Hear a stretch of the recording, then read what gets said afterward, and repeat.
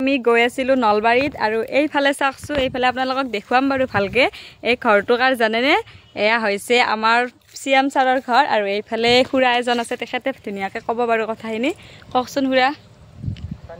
এটা মই এটা স্থানীয় তামান বাসিন্দা ইয়াৰে কাম সাৰ্ভিস কৰম ইয়াতে এডুকেশনত এটা স্কিম 8 নম্বৰ স্কিম এটা সার্ভিস করম মই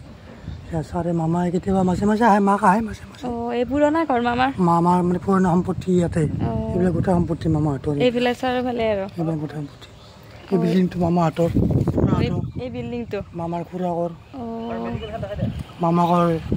আৰু এইফালে চাকছো এইফালে এখন মেডিকেল এয়া নলবাৰী মেডিকেল কলেজ আৰু এইফালে এয়া আমাৰ মামাৰ ঘৰ এয়া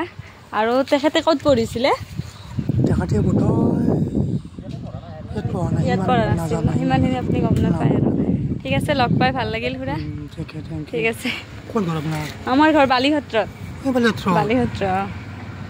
আচ্ছা আচ্ছা ঠিক আছে দিয়ক থেংক ইউ